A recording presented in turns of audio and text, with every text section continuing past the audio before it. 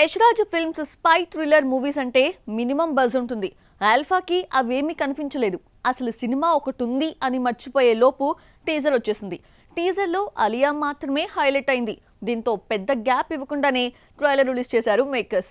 Trailer సినిమాపై అంచనాలు పెంచిందా తగ్గించిందా? యశ్రాజ్ ఫిల్మ్స్ స్పై యూనివర్స్ నుండి వస్తున్న first female centric film alpha.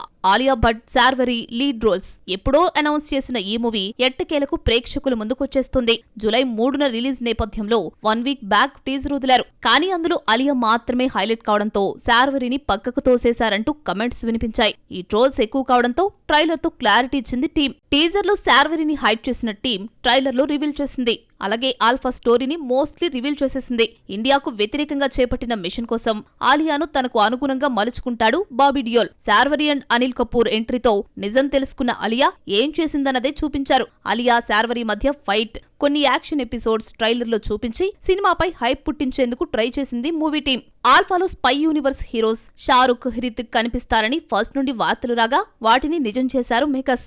War 2 Kabir alias Hrithik ను రివీల్ చేసేసింది. ఇంకా సినిమాలో ఏమన్నా సర్ప్రైజెస్ దాచారేమో తెలియాలి. ఇక tiger 3 average performance. War 2 disaster తర్వాత వస్తున్న ఆల్ఫాపై అంచనాలున్నాయి. కానీ ఆడియన్స్ ఎక్స్పెక్టేషన్స్ కు తగ్గట్లు ఉన్నాయా లేదా అనేది ఇంకొన్ని రోజుల్లో తేలిపోనుంది.